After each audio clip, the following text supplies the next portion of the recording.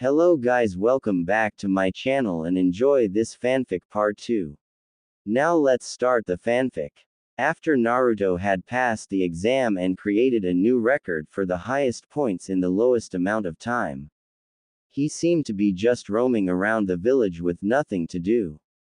As he had finished the academy, he didn't have anything to prepare for right now, and apparently Kushina and Mikoto had somehow become best of friends. As they were both having girls' time at the apartment, he decided to give them space. As he was passing the bathhouse, he heard that perverted giggle he always associated with Jiraiya during his research time.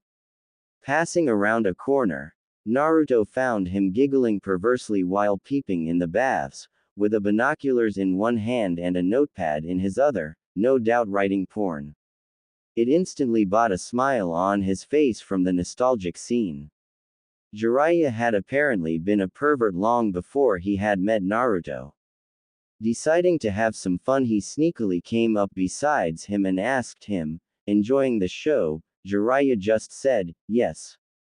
Very much indeed, without even looking back to see who it was, and by the time he turned to look at Naruto's face, he had already been pushed down in the bath, where he fell with a loud splash. Changing his voice to match a girl's, the Naruto immediately screamed, "Quadruple A, a peeping Tom." With his work done, Naruto quickly left the bath so he wasn't caught there too.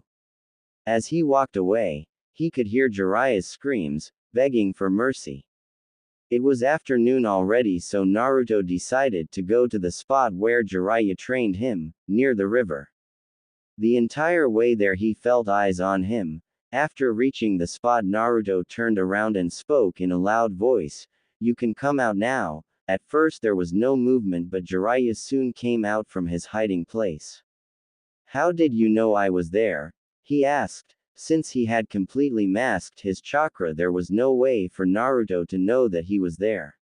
"I could smell the perverseness off of you," Naruto said with a smirk on his face. "So what do you want, Jiraiya?" "Ho, you know about me, the gallant Jiraiya, then let me properly introduce myself to you." Then he proceeded to do his over-the-top introduction, with the toads and all. Naruto just kept a straight face, making Jiraiya look like a fool. Naruto repeated the question he had first asked. "What do you want, Jiraiya?" "I have come to be your sensei," Jiraiya said, sighing. No one appreciates his intros. "But I didn't ask for you," Naruto replied. "Come on, brat, I am the great Toad Sage." "More like pervy sage," Naruto interrupted, but Jiraiya continued ignoring the remark. "I was trained by the Hokage himself, and I can train you to be the next Hokage if that is your dream," Jiraiya said, trying everything to convince Naruto to let him be his sensei. "I'll even let you sign the Toad Summons." This gave Naruto a pause. Getting back the Toad Summons would massively help him in the future. "Okay, sure, but if your teaching is not satisfactory, I will leave," Naruto agreed.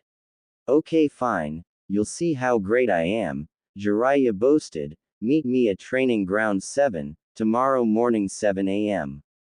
With his part said, Jiraiya left with Asuncion. Naruto decided to meditate near a tree as the peacefully scenery helped him calm down. As he was walking towards his apartment, he decided to have some ramen. He had definitely earned it with his performance in the exam. When he reached Ichiraku's ramen, Naruto was surprised to find the Hokage there, waiting for him.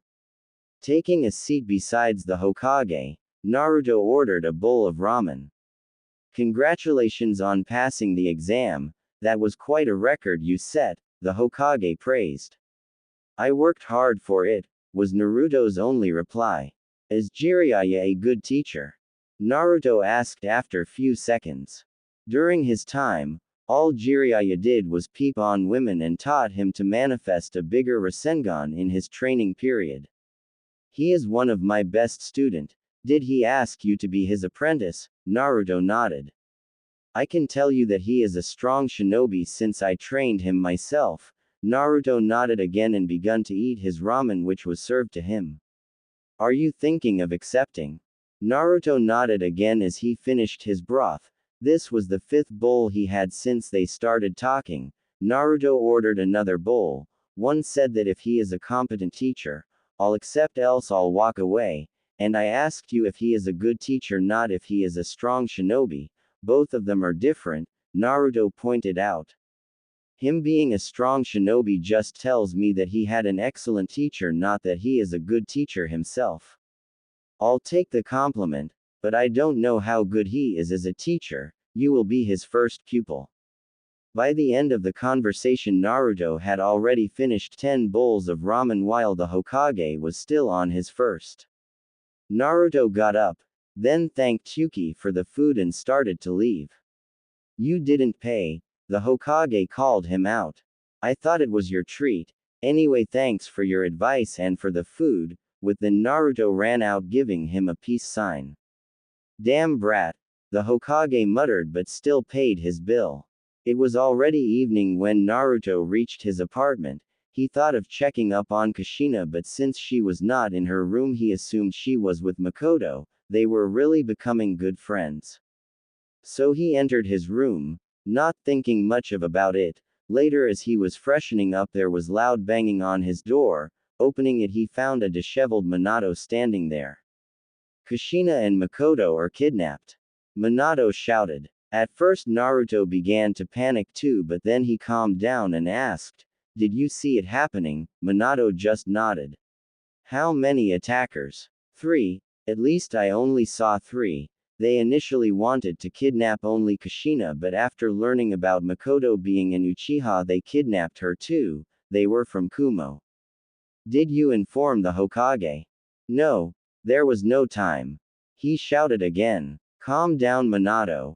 He went back inside and bought a piece of paper in his hand. Take this. It will point you toward Kushina. Now go. I'll inform the Hokage and bring backup. Minato looked surprised but nodded and left. I guess this is the moment they fall in love, Naruto thought, remembering his mother telling him the story of her kidnapping. Guess I'll go and inform the Hokage. XXX with Kushina and Mikoto prior to the kidnapping XXX. Both of them were returning from the forests which surrounded the village. They had decided to sneak out to explore the woods.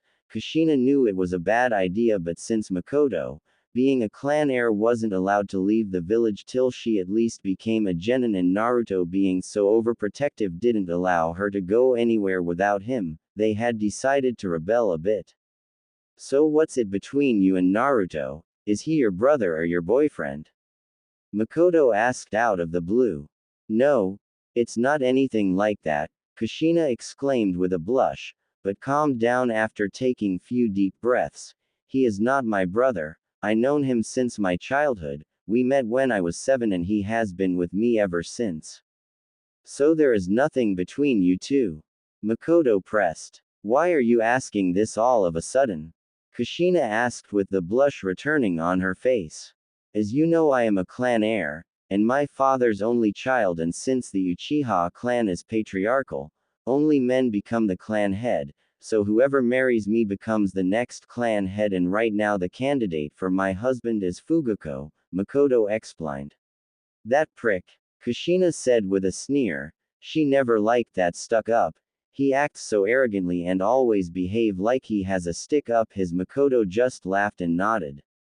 Yes, he does, but his family holds lots of political power and sway in our clan, making him the only possible candidate for the marriage.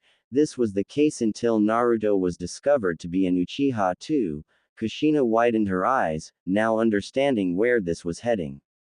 Him being an Uzumaki and an Uchiha just boosted his rank up, and that's without even considering how genius he is and how powerful he will become when he grows up. There are also talks going on that he is being groomed to be the next Hokage. Kushina widened her eyes further. This was all news to her, but it did made sense since he already had an Hokage-level intellect and knowledge. Plus, I think he looks cute, behaves in a friendly manner, and is way better option than Fugaku, Mikoto explained. Kushina thought back to the Hokage warning her about this happening, but she had just ignored him, thinking he was pulling her leg. But now that the situation was really happening, was she prepared for Naruto to leave her and focus on another girl? The answer she got was a resounding, no. No, so you don't have any romantic feeling for him, right? Mikoto asked with a smile on her face, happy she will probably get him. No, that's not what I mean, Kushina explained. I have always liked him, but I didn't want to risk what we have now, so I never made any move on him, thinking there will be a time in future where he will propose me himself, or I'll at least be brave enough to confess my feeling by then, but now that I know I'll lose him, I won't give up without a fight. Kushina exclaimed with conviction in her voice.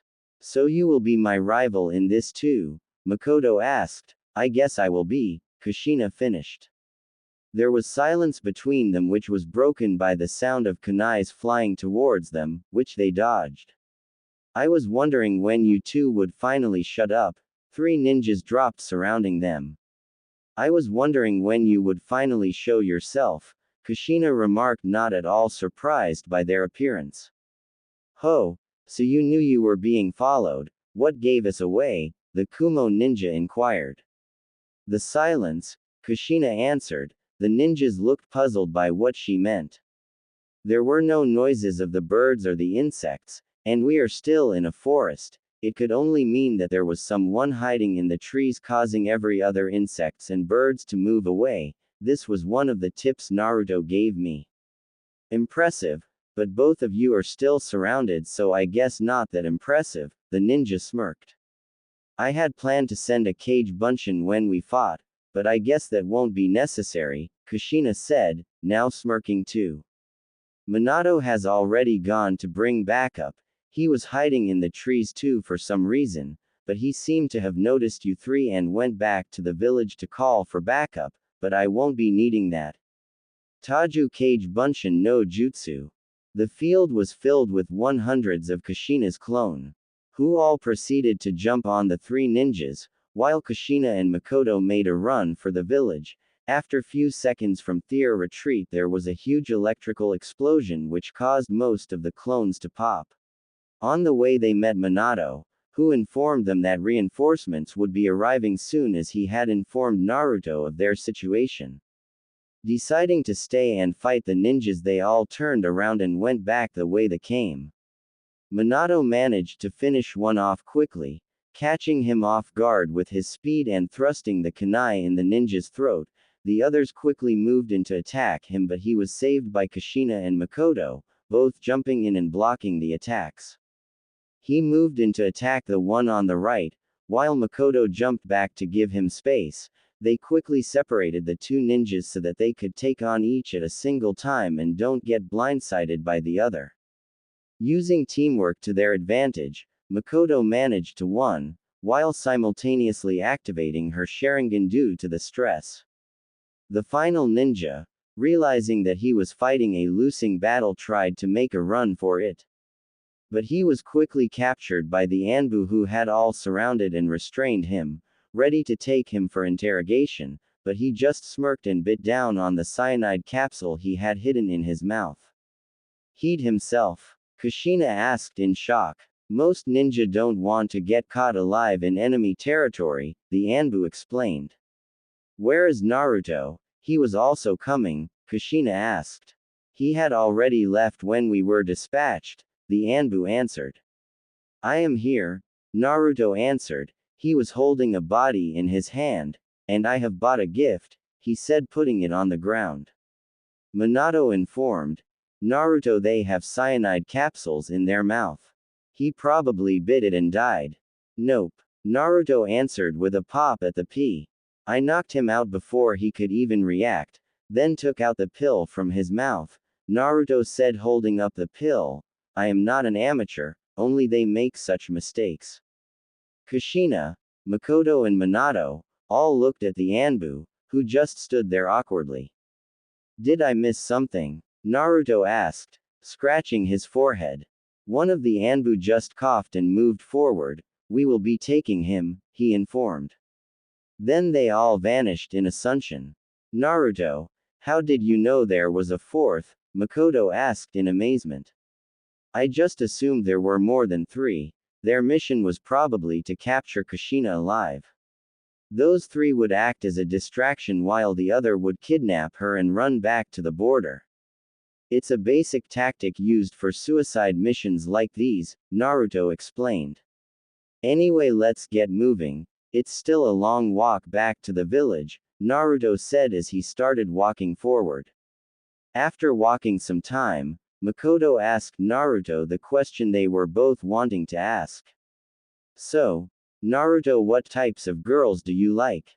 Naruto looked at her in surprise. Where's that coming from?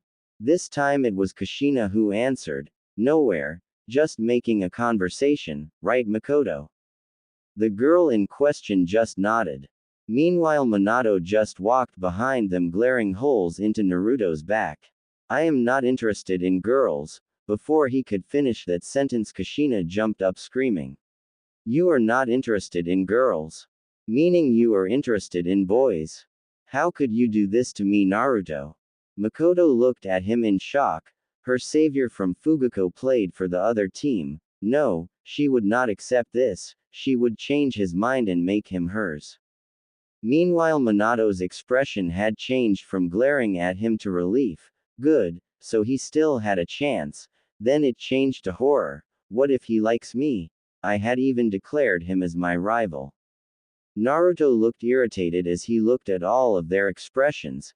Kushina's was hurt for some reason, Mikoto's looked like that of utter determination, and Minato looked relieved. Weird. As I was saying before you interrupted me, Naruto started. I am not interested in girls right now as I am still 13 and just became a genin. I'll think about it when I get older. But I guess I can tell you which types of girls attracts me. After learning that Naruto did in fact like girls, both of them calmed down while Minato had started to glare at him again. Well, I am not much for physical beauty, but the heart and soul must be beautiful. She must be kind-hearted and must be a good cook. That's a dealmaker for me. If I like her cooking, I might as well like her, and I guess long hair. There is just something about long hair that just pull my strings. They both looked at their hair and smiled. Now that enough of this girly talks, I may even change my preference later in my life. So Kushina, how did you like my graduation gift to you? Naruto asked, while pointing at her hair clip. Kushina touched the hair clip. It was a simple black with engravings in it. It actually has tracking Cecil on it, so I always know where you are. How romantic, Minato answered in an sarcastic voice. Naruto didn't understand why Minato was being so rude to him with all his glaring and sarcastic comments, but decided to drop it for now. The rest of the way was spent in relative silence. When they reached the village gate, a ninja appeared saying that the Hokage wanted a briefing of the situation. Minato volunteered, since he knew everything about the incident. When they reached the apartment, Kushina stayed back with Mikoto, saying she wanted to discuss something with her. Naruto just nodded, deciding to give them privacy, and went towards his apartment. Kushina and Mikoto stared down each other. Their silence was finally broken by Kushina. Look, he said he is not interested in dating anyone right now, so why don't we stop pursuing?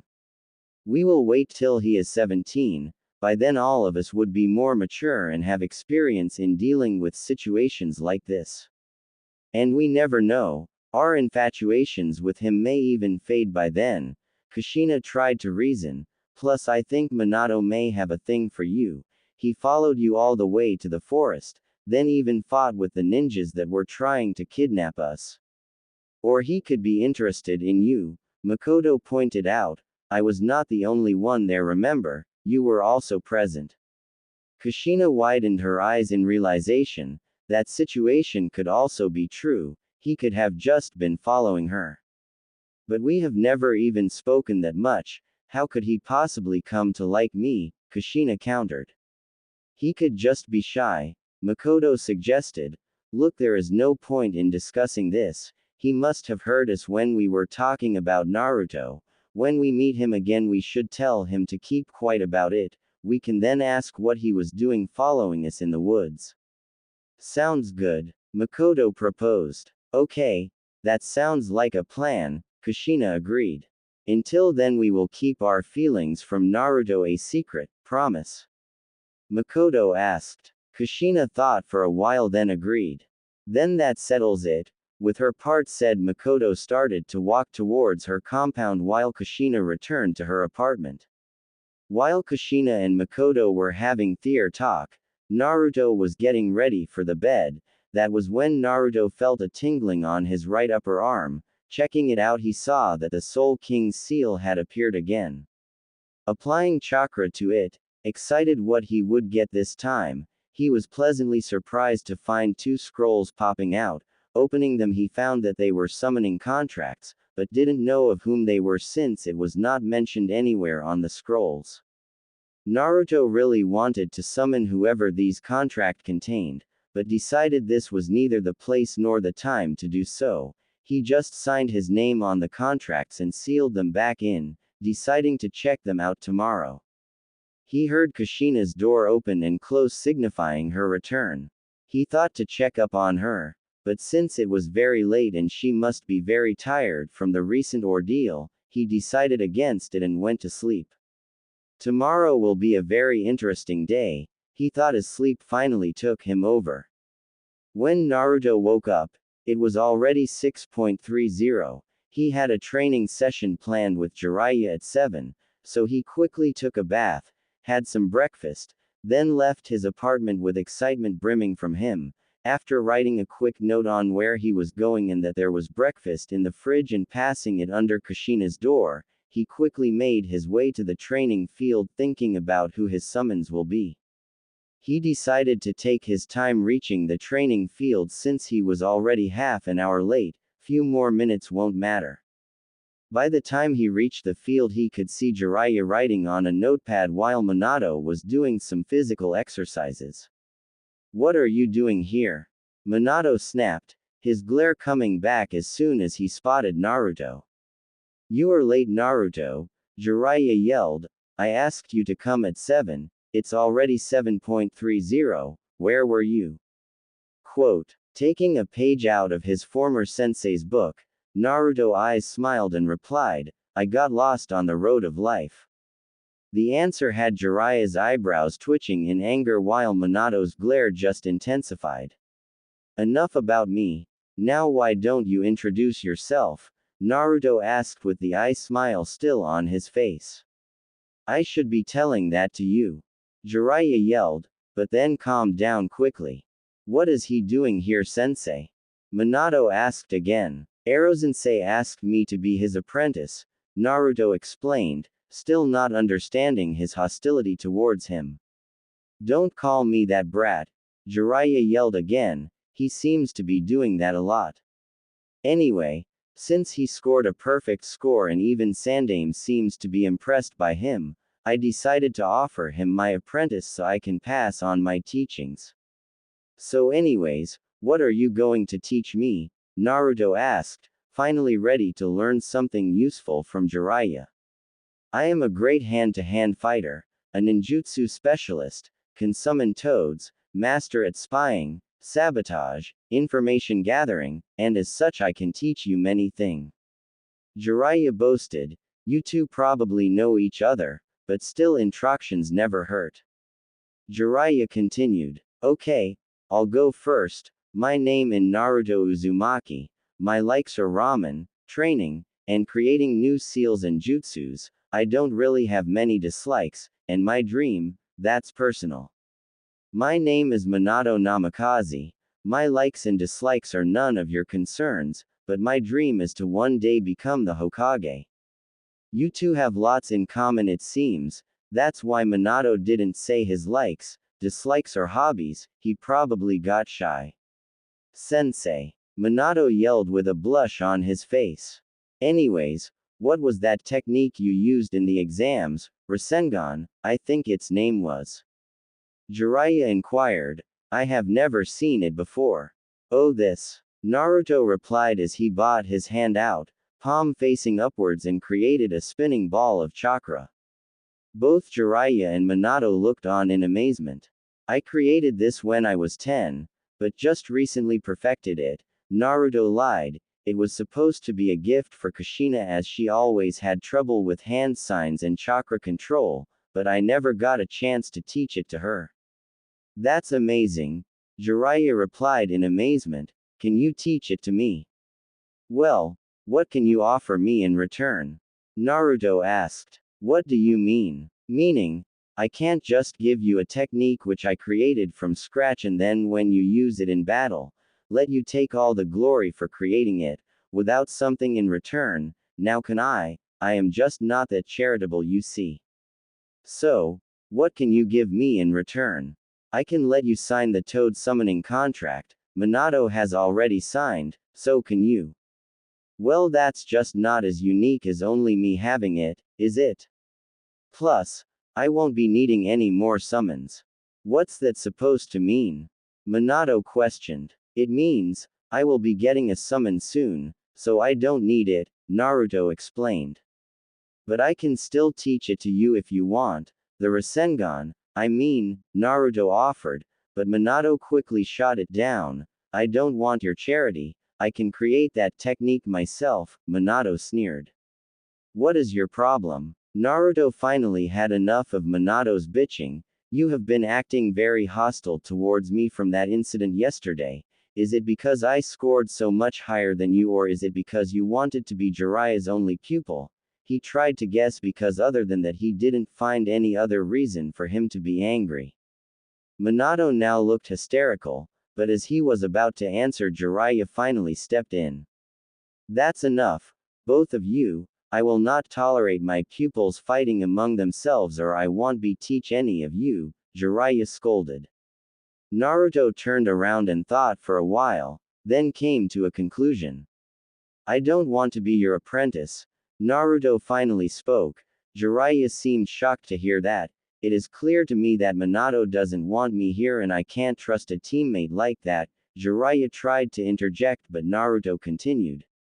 Besides, there is nothing new that you can teach me. I have already read more than 100 books on the art of subterfuge, sabotage, spying and all the other subtle arts of being a ninja. I am an Uchiha, and as soon as I unlock my Sharingan, ninjutsu too will not be a problem for me. There is nothing that you can teach me. I am sorry, but that's true, Naruto explained while turning to leave. It was hard to reject his former godfather, but he thought this was the right thing to do. It's better this way, for both of us. The last part was said facing away from them, leaving it to them for their own interpretation. After Naruto left, Jiraiya looked at Minato in disappointment. I expected better from you, Minato. Minato just looked down in shame. What is your problem with him anyways? He doesn't seem that unlikable to me, Jiraiya inquired, and Minato finally explained his love problems to Jiraiya. Meanwhile, Naruto had come to an empty training ground, wondering if he had made a right decision. It can't be helped now, what's done is done, I must move forward, Naruto thought. Remembering that he still had the summoning scrolls from before, he quickly unsealed them and laid them on the ground. Now which one to pick first? Naruto thought while looking at the scrolls. He decided to use the smaller scrolls first and sealed back the bigger one. As he had already signed both the contracts, he didn't know what would happen if he used summoning jutsu now. Would both of the summons appear or will neither? So he thought it would be better to just use reverse summon using the scroll. After using the required hand signs and placing his hands on the scroll, there was a sudden pop and he disappeared into thin air along with the scroll. Appearing into a forest, Naruto looked around to see if recognized it. Not finding it familiar, he decided to search who the summons were that lived here. After roaming around for some time, he came into an open field and immediately knew that he was being watched, but he decided to move forward towards the rock formations in the distance as he could make out some figures there. As he reached closer to it, he immediately stopped as he heard a voice speak to him. How have you come here, human? This is in protected territory. Leave immediately or you will bleed. Naruto looked around but couldn't see nor sense anyone nearby. Naruto quickly showed the scroll around which he had used to reverse summon himself here and answered, I came here using this summoning scroll. Then from his shadow, a large black wolf leapt out, scaring the living hell out of Naruto and causing him to drop the scroll. The wolf sniffed the scroll, then looked Naruto in the eyes. It was around 8 feet in length and was as tall as Naruto. It had red eyes which seemed to glow as he spoke in a gruff voice. Looks like you are our new potential summoner. Come follow me, he then howled. Suddenly many other similar-looking wolves leapt out of the shadow and started to walk towards the tree. As they were walking, Naruto introduced himself. I am Naruto, a ninja of the Leaf Village. The wolf kept walking but answered to his introduction. My name is Kuro.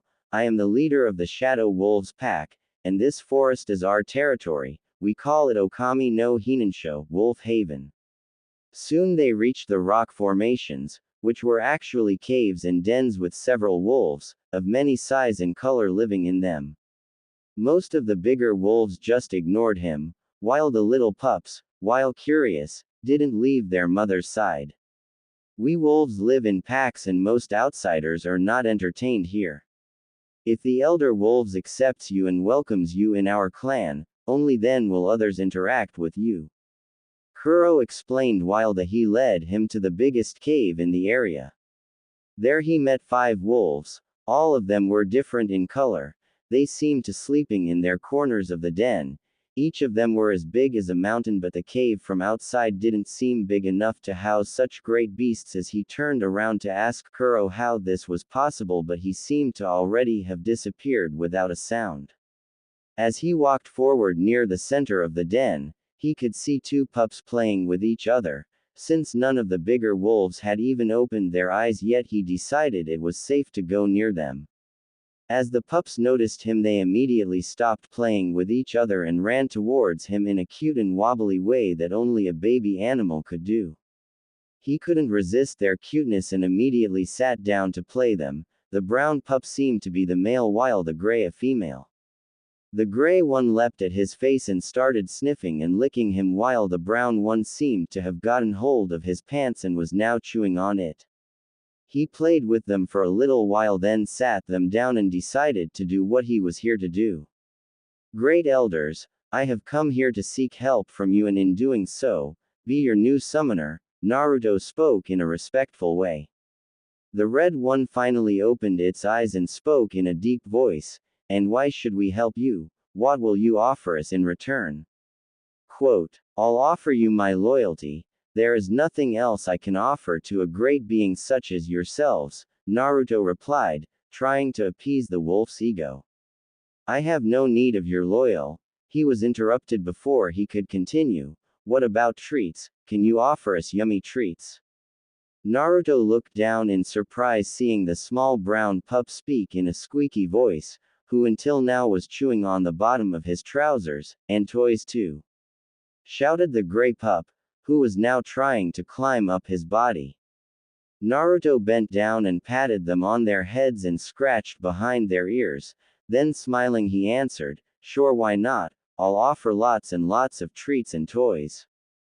The pups made happy nosies then quickly jumped back from him. Okay then, we accept you in our clan, the brown pup barked. Thank you, elder wolves, I am in your debt, Naruto replied with a quick nod to the puppies. What do you mean, elder wolves? We are the elder wolves. The red wolf asked. By now every other wolves had stopped their active sleeping and were staring intently at Naruto, while the 2 pups just stared at him in surprise. While you may be big, it doesn't always translate to being elder, Naruto answered. The gray pup spoke in an older woman-type voice, so what gave us away? The brown one continued, yes, our acting was spot on and we were sure we had fooled you. It wasn't what you did that tipped me off, it was just this setting. The first thing that crossed my mind when I saw the both of you was, what are they both doing playing alone in here? with 5 big wolves around that could harm them without even meaning to. The next was, they must be special and required proper attention. And I was fooled into believing that, when I was playing with you, I didn't suspect a thing. I really believed you were just 2 cute little pups. It was only when you interrupted the red wolf and he didn't admonish or seem angry at being interrupted that I knew something was up, and that brought me to the conclusion that you two are the elders, not these fives, Naruto explained. Very impressive, the female pup stated, but we were not playing with you. We were checking your chakra, reading your emotions and deciding were you worthy enough to be our summoner. The brown pup continued, and it appears that you are worthy of being our summoner. As he said that, his body started to grow and soon he was even bigger than the 5 other wolves. Welcome to our pack, the elder wolf exclaimed. Then with the tip of his claw, which was as big as Naruto's arm, he poked Naruto on his right upper wrist, where soon a tattoo of a howling wolf appeared. With that done, he howled and every other wolf in the den howled with him. We have a new summoner.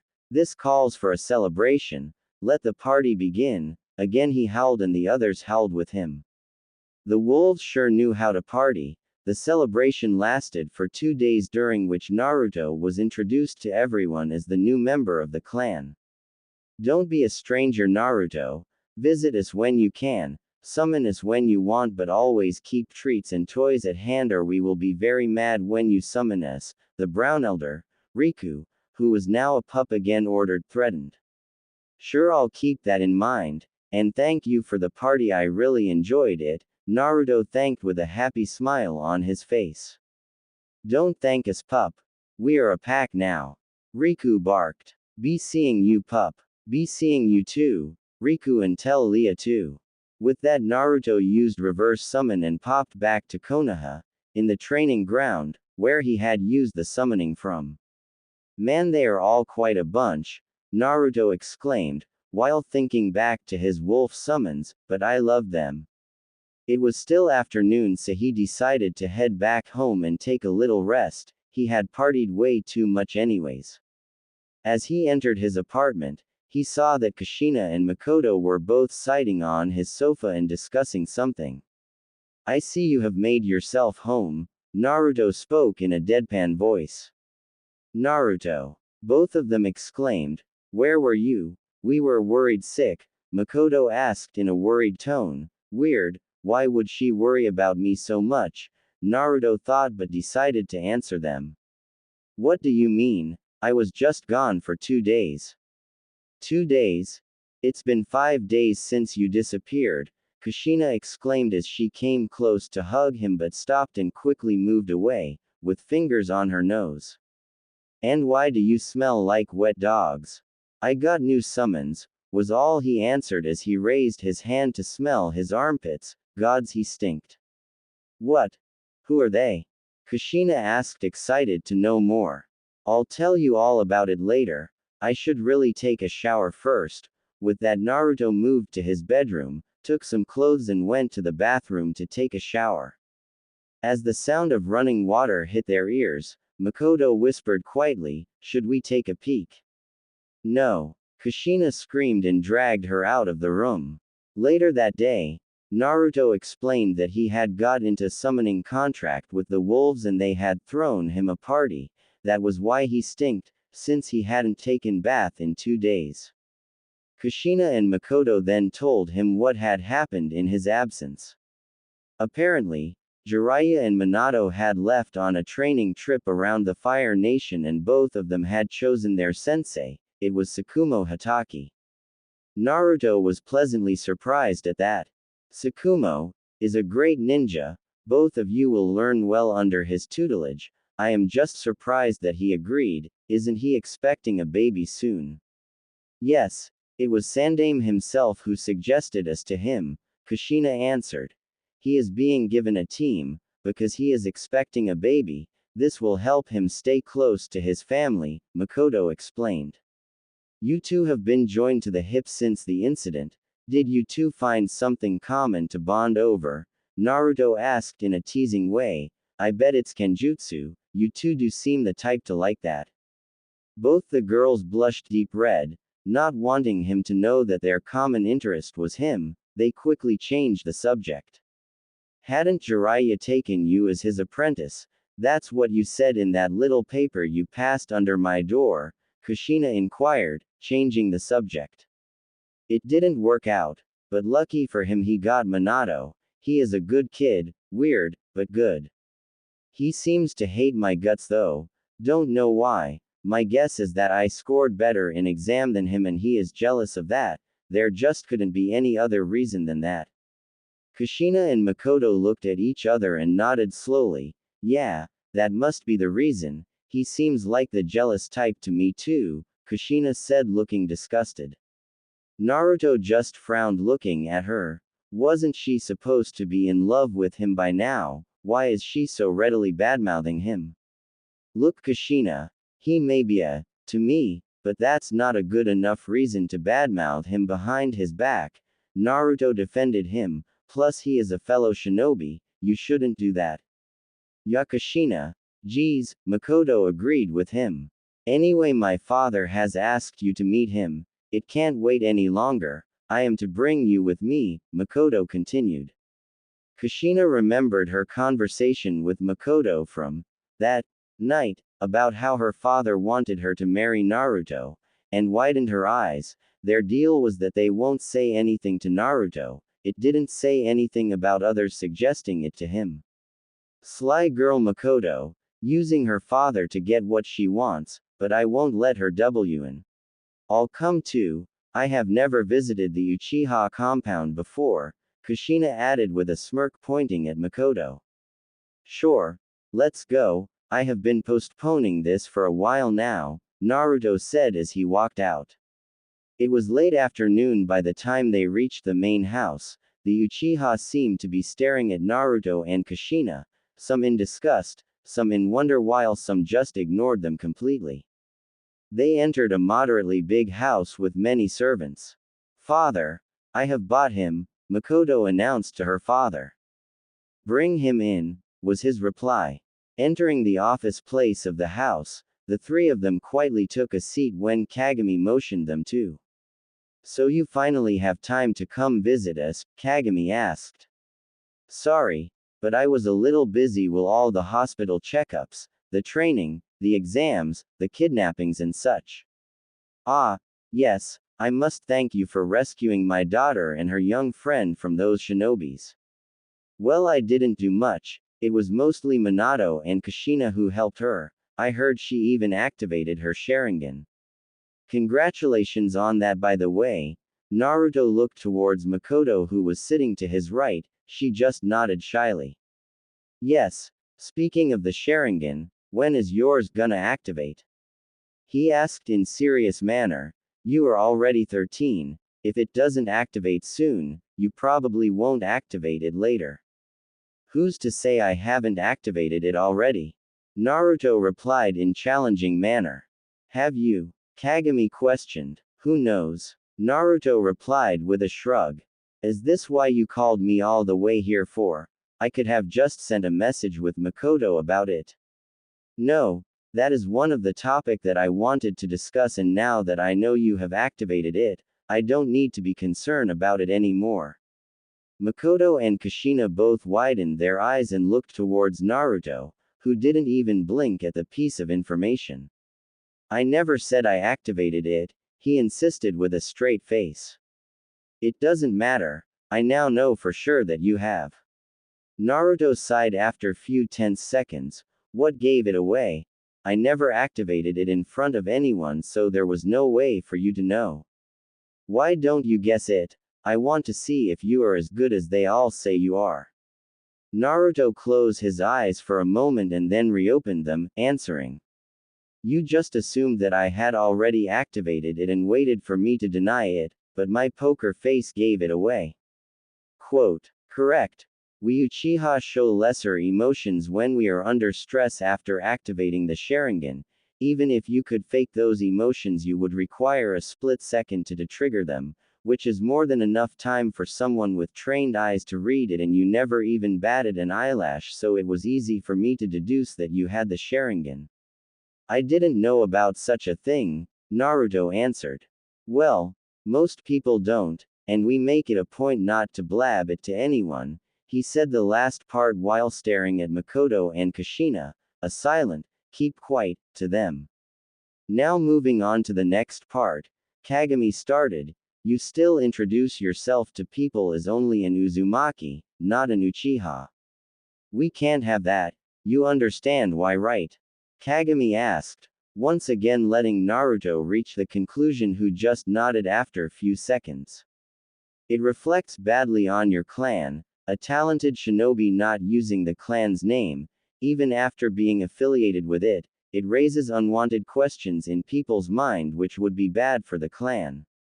You are very good, Naruto. Your knowledge and intelligence is far above your age. Now you must have already figured out my next K. Naruto didn't let him finish.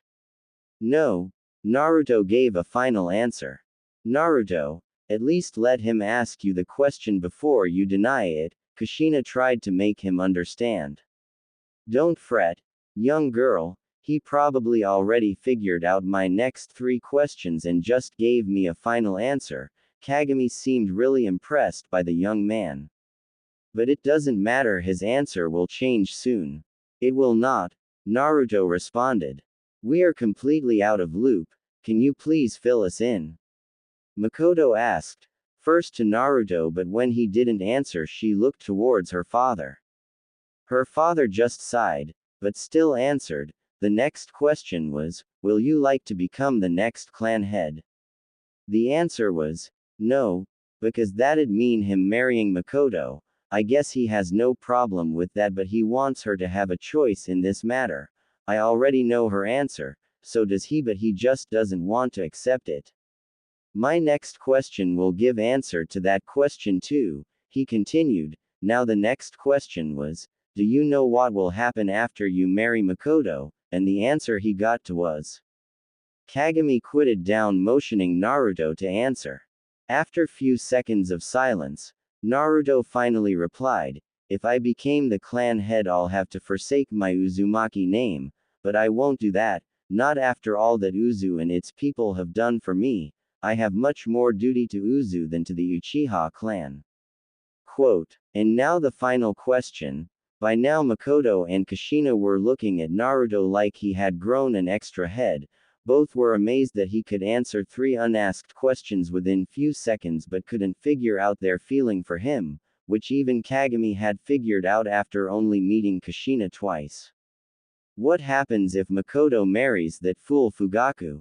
Mikoto looked surprised at her father. Guess she wasn't the only one who disliked him. Massacre. Naruto replied in a grim voice. He didn't need his vast knowledge to figure that one out, he had already lived through it, the Uchiha massacre. Explain it to them. It took me some time to figure it all out, but you being so intelligent, it took you only few seconds. There is no need for that, Naruto replied. Explain. Kagami repeated again, forcefully this time. Again after few seconds of tense silence, Naruto finally spoke. If Mikoto marries Fugaku then he will be the new clan head, but only in name since his parents and the clan elders will have complete control over him. It is a well-known fact in the clan that he supports all the decisions made by the elders. They will further alienate themselves from the village than they already have, causing tension between them and the village. This will cause the village to slowly strip them from their power, causing further tension. They will only have 2 options left with them by then, either leave the village, which will cause them to be hunted down and or attempt a coup and usurp the control from the reigning Hokage. And, Kagami said, telling him to continue. And, it will end in a massacre anyways. If the Uchiha lose, they will all be wiped out, and even if they win, it will cause a civil war in the village, which will cause other nations to interfere. Either way it would end with destruction of Konoha and or cause another great war. But if in any case I were to marry Mikoto, I would be the bridge between the people of Konoha and Uchiha clan, repairing their strangled connection, and if I were to be Hokage, which I am sure I will be offered to be, it will bring Uchiha back to their former glory, Naruto explained. By now Mikoto and Kushina were both staring at him with their mouths agape. They always knew that he was intelligent, but this was even beyond their wildest imagination. Excellent, truly excellent, such intelligence at such a young age, it is unheard of. I was ready to settle for Fugaku and hope for the best, but now that I know about you, I will not rest until you marry my daughter and become the clan head. I'll even let you marry Kushina to let you keep your Uzumaki heritage intact. Kagami offered. It would be unfair for both of them. They both deserve a man that can love them individually. They will just be sharing me, and that is something I don't want for either of them, Naruto explained. But that is your opinion. Have you asked them their opinion in this matter? Kagami asked. Look, no girl would want to share their love with another girl. Naruto tried to explain. Kushina and Mikoto looked at one another and had a silent conversation. Finally they both nodded. We are ready to share, they said at the same time. Naruto looked at them in surprise. He had definitely not expected this. You are just telling that because old man here made you look at one of the worst possible future outcome, it is possible that none of that even happens. Naruto tried to reason with them. Naruto, Kushina started, I have always liked you, ever since we were little. I had hoped that in the future you would propose me, or at least till then I'll have the courage to confess to you myself, but recent events have forced me to reconsider. I am willing to share you if I get to spend the rest of my life with you. Kushina explained. Me too, Naruto. Ever since I met you I was always attracted to you. Your kindness and selfless attitude just made me fall in love with you more. So if I get to spend my life with someone like you, why should I waste it with that prick Fugaku? Mikoto tried to continue, but Naruto stopped her. Stop it.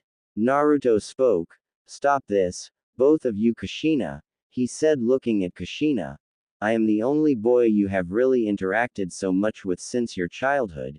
You don't have much experience with other boys or how nice and thoughtful they can be. The only example you have is me and Mikoto. We have only known each other for few months. What you are experiencing is not love, it's just your teenage hormones acting up, same with you, Kushina. Naruto tried to reason with them. We have decided, Naruto, you can't change our minds now, they explained.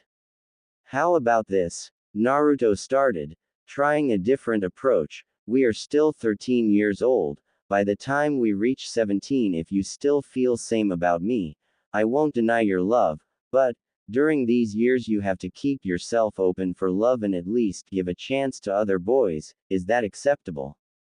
They both thought for few seconds, then nodded. Looking at Kagami, he spoke. And for the Uchiha clan, I guess, if I become the Hokage and mend the clan's ties with the village myself, then none of this would be necessary. He looked around and observed everyone's expressions. Kushina and Mikoto looked happy while Kagami was still not sold on the last idea, but he wasn't denying it either. Are these conditions satisfactory? All of them nodded. Now excuse me, I have to meet someone before she leaves the office.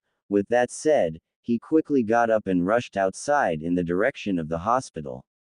I thought he would have ran out the moment we confessed, Kushina giggled. I thought his head would explode from embarrassment, with how red he had become, Mikoto added, while Kagami just sat in his chair with a satisfied smile on his face. It was evening when Naruto reached the hospital. He quickly made his way to the office he wanted to go. After knocking it once and entering it, he asked, "Does your offer to teach me still stands?" The figure nodded. Then, "I want to be your apprentice," Naruto exclaimed. "We will start from tomorrow morning." After meeting up with Tsunade and asking her to be his sensei, Naruto went back to his apartment, freshened up and went straight to his bed. With everything that happened at Kagami's house, learning his and Sasuke's mom both having a crush on him, he just didn't have any mental energy left to study Fuinjutsu that night. I said that I would accept their love, if they still feel the same way about me in the next 3 years, but if they do feel the same way even after so much time, am I ready to really date my mother? Naruto thought to himself as he laid in his bed. I guess I am really okay with dating Mikoto since I didn't know her at all in my previous life, so there is really nothing to be guilty about. But with Kushina, she is my mother. Well, she is not really my mother now since my DNA was altered by the Soul King and I didn't know her very well in my last life since she was already dead. The only time I met her was in the seal, and the woman she was then is not the same woman she is now. Plus, I have really stopped thinking of her as my mother for a while now. But my father, Minato from the future, said that she was his love on first sight, and I can't bring myself to be cruel enough to take his love. I guess, in the end, it is Kushina's choice. With that, he closed his eyes and fell asleep. The next day, Naruto woke up early, freshened up, and realized that today was the 10th of July, Kushina's birthday. He had totally forgotten about that, but he had the perfect gift for her. Storing all the required material she would require for it in a scroll, he then wrapped the scroll like a birthday present and wrote a little note on it, wishing her a happy birthday, and placed it on the table of her apartment. Both of them had an extra key of each other's apartment in case of emergencies. With his work done, he headed to the hospital where Tsunade worked. Arriving in her office, he saw her busy with some paperwork, so he just knocked on her door to get her attention. She looked up and motioned him to sit on the chair in front of her desk. So, why did you turn down Jiraiya's offer for being his apprentice? Tsunade asked, still not looking up from his paperwork. I didn't want to learn what he was teaching. He is a strong shinobi, no doubt, and he has lots of knowledge, but his attention would be well spent on someone like Minato who actually wants to learn something he has to offer than me who has no interest in it. Naruto explained. That's bullshit and you know it too. If he didn't have what you wanted, you would have refused him then and there. Instead, you agreed to be his pupil but later refused because of some fight you had, Minato. It wasn't a fight. I just wanted to know why he was being such into me, but he wouldn't tell. We would have fought had I stayed with them longer, but I chose not to cause problems for Jiraiya and bowed out from his apprenticeship. Quote, it was because the brat liked Kushina and he had heard her say that she loved you when they were out in the forest, Tsunade answered after few seconds of silence. Naruto widened his eyes, so that was the reason. He could see it now. The glaring and the snarky replies started only after the kidnapping incident. He is jealous of you, Tsunade explained. Jiraiya told me after he talked with him, since you were one-upping him right from the academy, he couldn't take losing his love to you too. Anyway, that's a conversation between you and him. I am not some love guru to solve your love problems. Pointing to the scrolls laid out on the table, she said, read all of those. I will be done by the time you finish. Naruto did as he was instructed. To speed up his reading, he created 5 clones and made them read it too. Tsunade looked at him in surprise but didn't say anything and continued her own work. Few minutes later, she heard the sound of clones popping and looked up to see Naruto, who just smiled and replied, finished. That was fast, she replied, not entirely surprised anymore. To be fair, I have most of the theoretical knowledge on medicines already memorized. All I really need is some hands-on practice. He explained. I'll take your word for it. Since you seem to already have most of the knowledge needed, and you also seem to have decent enough chakra control, there will be no need for me to train you physically or waste time with making you read stuff. So then let's get right to the healing part. With that, she got up and walked out of the room, telling him to follow her. They soon reached a room which read, training room. It was mostly an empty room with a large table in the middle and some scrolls on the shelves. Tsunade picked one of the scroll and unsealed it on the table, revealing some fish. Taking one of the fish, she cut it and placed it on the table.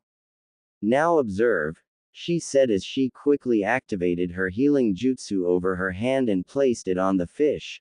This is called the mystic palm. Using this technique, user uses their palms on the wounded part of the body and send chakra into it, accelerating the body's natural healing abilities. Although its most obvious use is as a way of treating external wounds, it can also be used to treat internal illnesses. You must be careful to only use as much chakra as is needed for the specific injury. If too much chakra is sent into the body, it can disrupt the body's chakra circulation, putting it into a comatose state, and too less chakra would do nothing. Did you get all that? She asked. Naruto nodded and took a fish, made a cut and proceeded to heal it just like Tsunade had done before. Nice. You got it on your first try. You used Sharingan, I presume? Tsunade asked. Does everyone know I already have the Sharingan? Naruto replied, irritated. Anyways, yes, I saw what you did with the Sharingan and replicated everything, he explained. This makes teaching you even easier for me, Tsunade remarked with a smirk on her face. I'll be able to teach you every form of medical jutsu I know in about a month, then you will need another month's worth of practice to finally master them all. You can get that experience by working here at the hospital. Naruto just nodded. Why do you want to learn medical ninjutsu anyway?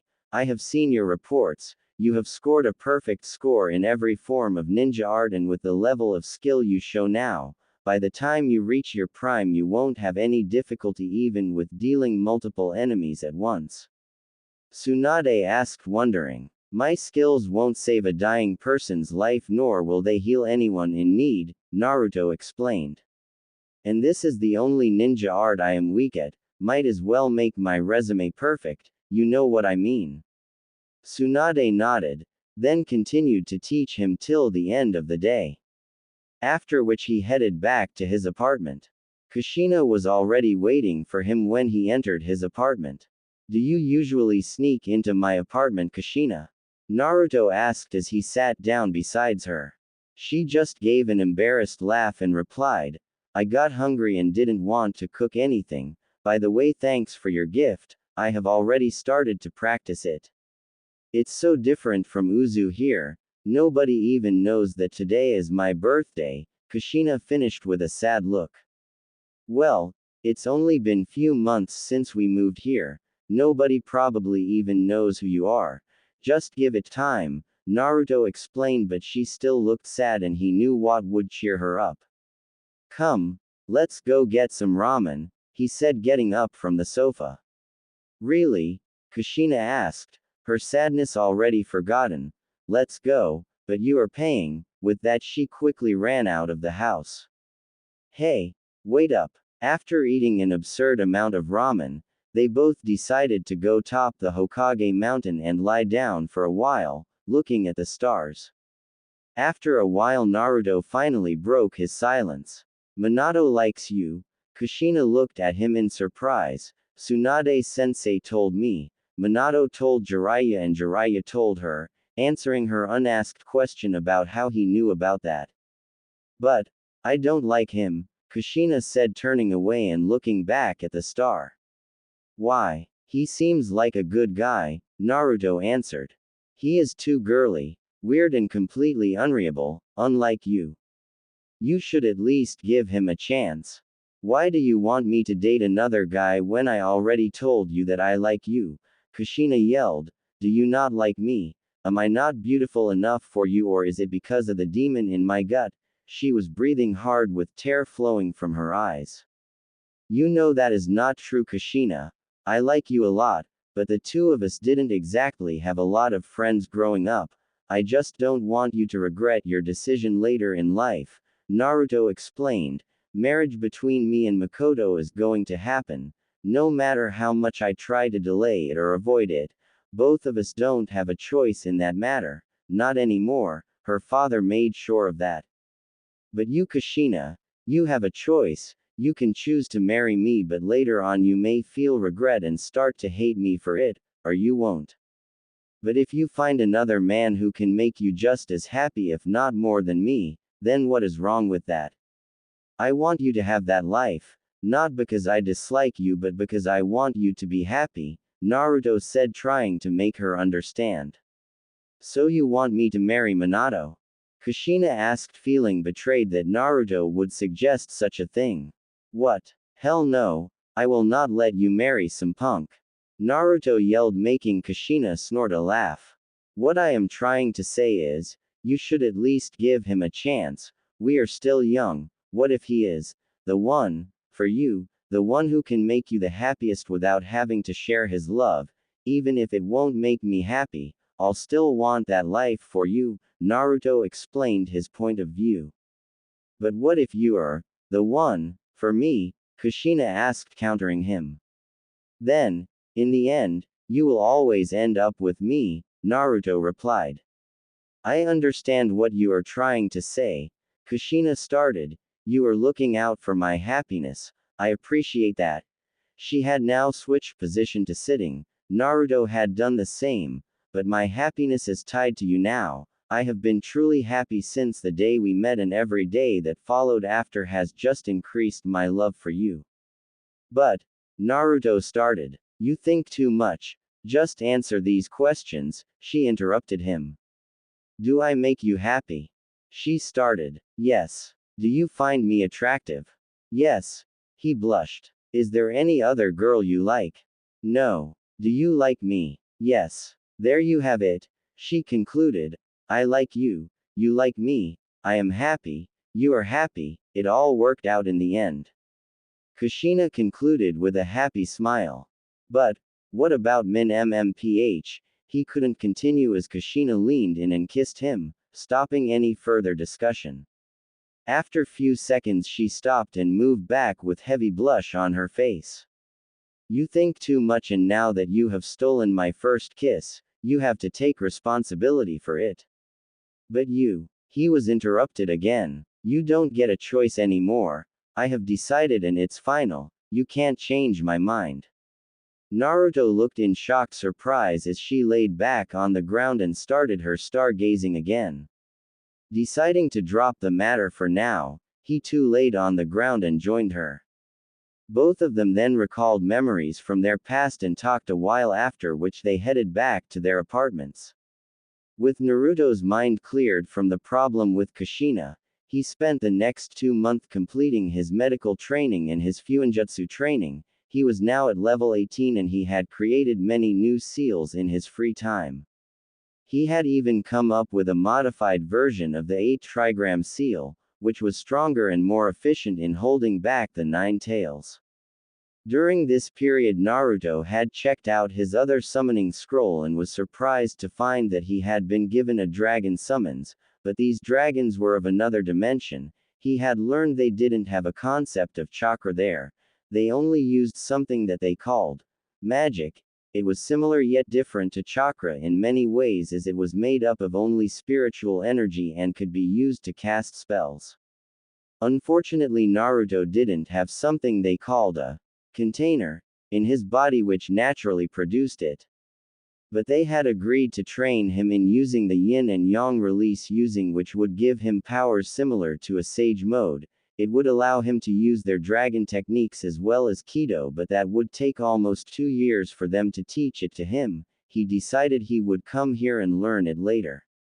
There was also a wolf summon who had informed him that his training of their arts will begin soon, so he should get ready for his departure. This training would also take at least 2 years to complete. So after finishing his medical training, Naruto had informed the Hokage about his new seal modification, and with help of Jiraiya, who had returned from his training trip with Minato, had implemented it on Kushina's seal. There, he had finally met Kurama again. Hello, Nine Tails, I am Naruto, he introduced himself to Kurama again. He was currently in Kushina's mindscape. It was an open green field with a huge rock floating in the sky, where Kubi was impaled by 10 stakes, one for each tail and one in his chest. It looked brutal and painful. He was also binded by Kushina's special chains which kept him tied around the rock. The Nine Tails didn't reply to Naruto's introduction, it merely snarled. Look, as opposed to popular belief, I know you can understand me and you are not a mindless monster. What do you want? The Kyuubi finally spoke. To help you, Naruto replied sincerely. Remove me from this chains and I'll help myself. Kyuubi snarled again, with as much hate as he could. So much hatred. I can understand your point of view. Being sealed into humans and used as an weapon will make anyone angry, but that is why I am here, to help you, Naruto explained calmly. Then unseal me and let me back in the outside world, that would be really big help, Kurama tried manipulatively. I can't do that, not yet anyway. You will destroy most of the village, and with a war so close we can't afford that, Naruto denied him. And even if I do release you, you will get sealed again, sometime later by someone else. A being of your power will be hunted down just so someone else can claim that power. That is human nature, to attack everything that is different. I don't want to hear your philosophies, all they are in the end are just big talks. You say you want to help me, but in the end you just want my power. How about this? You promise me that you will help Kushina, lend her your power in time of need, and I'll remove you from that rock right now, Naruto offered. Sure. I swear I'll help her. Now release me, Kurama was quick to answer.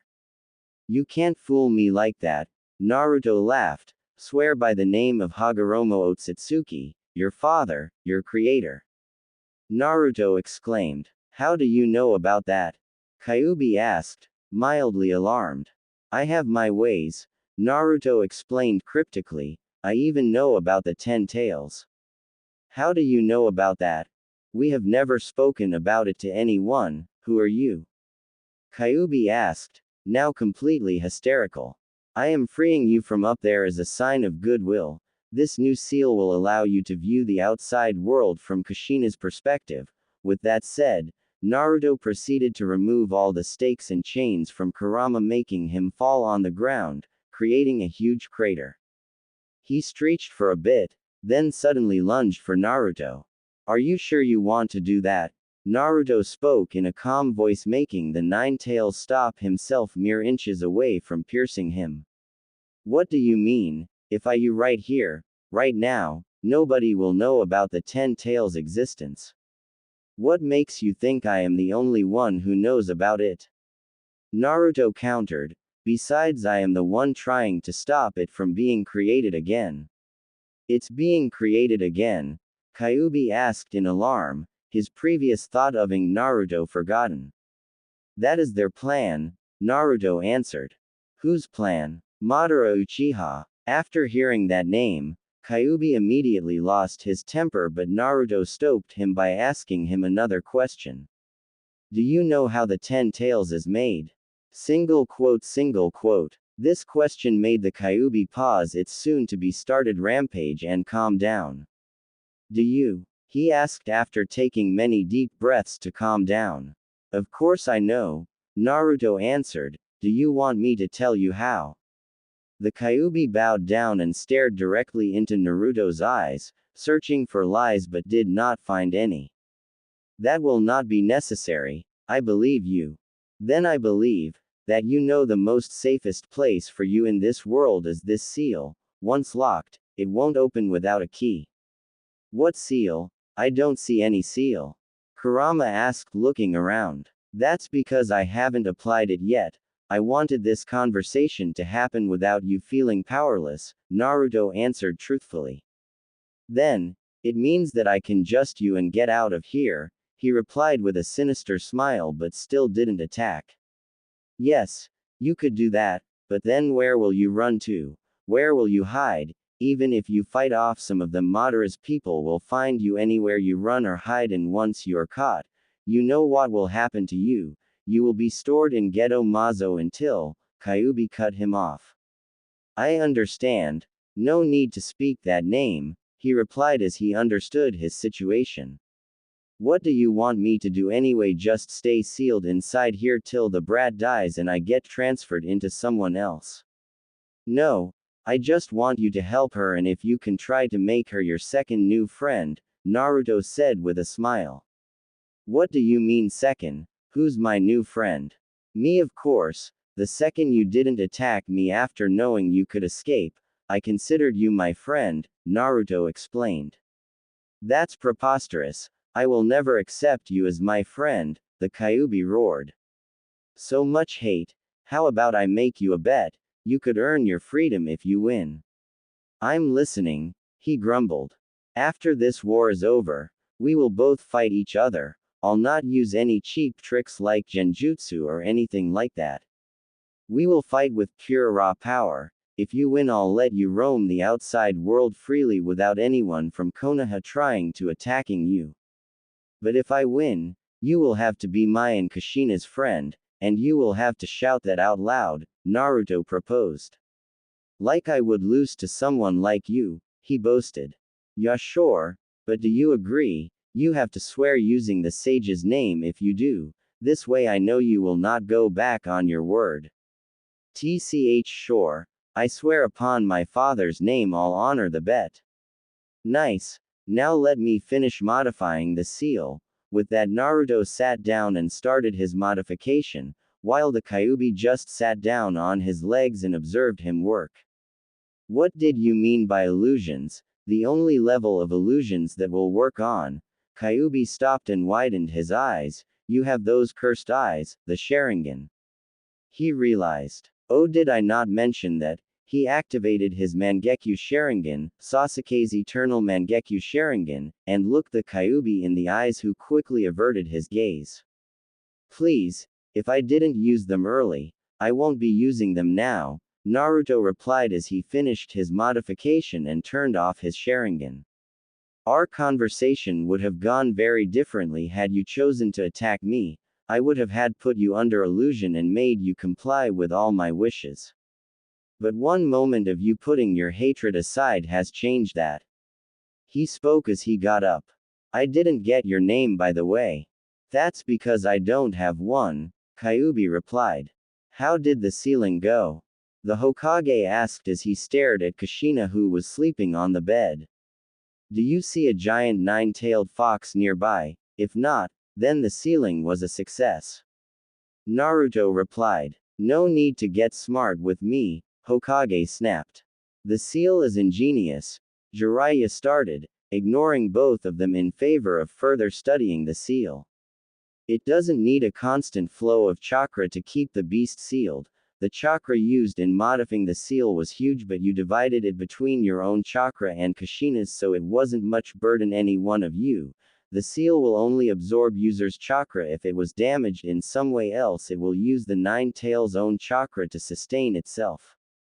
Jiraiya continued, very impressed with the seal, but the seal itself is designed in such a way that it could be opened completely, allowing the nine tails complete access to Kushina. Why is that? Jiraiya asked with a frown on his face. It's designed in that way because I believe that Kushina is capable of truly mastering the Nine Tails chakra. The seal will only let a small part of Nine Tails chakra out in the beginning when she starts accessing it. With training, she will be able to access more of its chakra. But why? Jiraiya asked. Why not? Naruto countered. Besides, with this seal, she will have a very small chance of actually losing control, as it will cut off the flow of chakra from inside the seal. And since it is an lock and key type seal, it will be impossible for the Kyuubi to actually break out of it without a key, which I have for safety reasons. The most Kyuubi can do is make Kushina go berserk for some time, after which the seal's countermeasures will kick in and suppress all of his chakra. Naruto explained the working of the seal to both of them. Quote, give me the key, Jiraiya said, I'll be able to help her. That will not be necessary. I don't trust any of you very much, Naruto replied, causing both the Sandaime and Jiraiya to widen their eyes in shock. Why are you acting all surprised? You, Jiraiya, are not capable enough in Fuinjutsu to actually give you something so important. You are much less qualified to train her in that area, and I don't trust the Sandaime not to release the seal in an important battle just to attain victory, Naruto explained. You have to understand that I am only doing this for Kushina's own safety, and besides I already gave the key to my summons for safekeeping. When did you get summons? Jiraiya asked in surprise. And when did you give it to them? I didn't see you summon anyone. That doesn't matter now. Just know that the key is safe and so is Kushina. Naruto replied, finishing that line of conversation. Now that all this sealing business is done, I want to request a 4 years training leave with my summon, Naruto continued. At first the Hokage had refused, saying that with the kidnapping incident which had occurred, they had entered a cold war of sorts with Kumo. None of them were actually fighting openly, but soon even that would start as IWA2 had started making their move. But, after Naruto explained that he would not really be needed during this Cold War, only when the war actually starts will his skills be really needed, and that too would take at least 3 more years, and with his training completed, he would be very strong by then. The Hokage, after much deliberation, had finally relented, so after a few days of preparation, Naruto was finally ready to leave, but first he had to make sure that Kushina and Mikoto, both would train and become strong, so he went to visit them. Both of them were currently training really hard, it seemed, as he appeared in their training field. Naruto. They both screamed and ran towards him. What is it that we are hearing that you will be leaving for 4 years? Mikoto asked with an angry voice while Kushina just nodded furiously. It's just a training period that my summons asked me to complete, so that I master their teachings, Naruto explained. This mostly calmed both of them down quickly. How is little Kakashi, by the way? Naruto asked while looking at Tsukumo. He is fine, but he keeps asking when will he see you again. Tsukumo replied with a smile. Since Kushina and Mikoto had become his students, they along with Naruto visited Kakashi occasionally to play with him. During this time Kakashi had developed a strong attachment to Naruto, as he would teach him cool tricks and bring him toys to play with. Tell him, I'll meet him soon. I'll even teach him some new tricks and tell him not to slack off in his training. Tsukumo just smiled and nodded. Now this is in top secret that I am telling you, so you can't disclose it to anyone. Naruto started, looking at both Mikoto and Kushina. I asked the Hokage his permission to disclose this information. Now he was looking towards Kushina. Do you want to explain it or should I? Kushina just widened her eyes. But Mikoto needs to know about it. Tsukumo probably knew from the beginning since he was the one that brought us to Konoha. Kushina looked down. Then after few seconds looked back up and nodded. She then explained who she was, what she contained and why did she have to do it. After the explanation was finished, Kushina expected Mikoto to fear her instead. Mikoto just hugged her while Tsukumo smiled proudly at bravery of such a little girl. Tsukumo, you will also be training her in controlling the Nine Tails chakra. Tsukumo looked surprised and was about to speak, but Naruto cut him off. Don't worry about you not being able to fight of the Nine Tails on your own. Nobody expects that's from you. Take these chakra suppressing seals. They are specifically designed to contain its chakra. Naruto continued while giving them each a scroll. I have sealed plenty of suppression seals in the scroll to last 2 years along with the information on how to use them. Kushina, your scroll has advanced Fuinjutsu books and some new techniques which I have created myself. Practice them and increase your level in Fuinjutsu, then you too would be able to create more of these suppression seal. Kushina nodded. And don't forget about the Rasengan. You can teach it to Mikoto and Tsukumo, but no one else. She nodded again. Mikoto, come here, I want to talk with you in private. After walking a few meters away, Naruto started. These are called the Mangekyo Sharingan, Naruto said, turning his Sharingan on. They are a further evolution of the Sharingan. I have written all the information you'll need about it in your scroll. Talk to your father about it, but no one else. It is a highly guarded technique of our clan, so it must remain a secret. Do you understand? She nodded. Good. Okay then. That is all for now. I'll be seeing you all again in 4 years. Naruto finished as he begun to leave. Naruto, wait. I want to talk with you in private, Kushina requested. Naruto motioned her to follow him. So what's this about? Naruto questioned. Minato, Kushina started, he asked me to go out with him. And I rejected him, of course. I told him that I love you very much and have no intention of leaving you for him. He took it rather poorly and ran off. Naruto felt sad for Minato.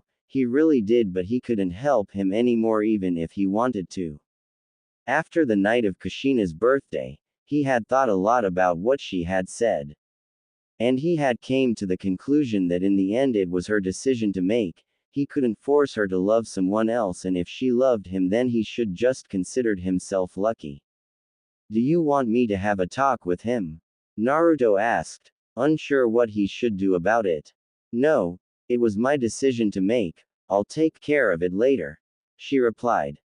That's very matured of you, Naruto replied.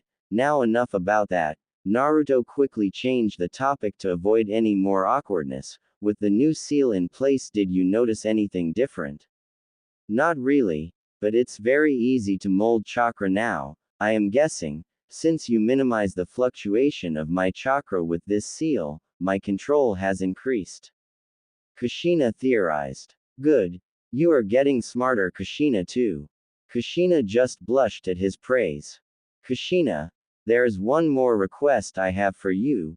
Kushina nodded, telling him to proceed. I want you to start talking with the Nine Tails. Kushina looked at him in horror, but he continued before she could argue. Look, I have talked with him. He is not as bloodthirsty and mindless as people make him out to be. He is just misunderstood. I have already gotten him to give me his name. With time, patience and love, he will open up with you too. I want you to befriend him and try controlling at least 7 taels worth of his chakra. I believe you will be able to do that. That's how much confidence I have in you, Naruto said with confidence in his voice. Kushina looked unsure but nodded anyway. I'll try. Quote. Naruto just smiled and kissed her on her cheek. Thank you, Kushina, but now I must really get going. With that he turned around and reverse summoned himself to his wolf summons to start the training. I will not fail you, Naruto, Kushina replied with as he left. XXX After 3 years of training XXX.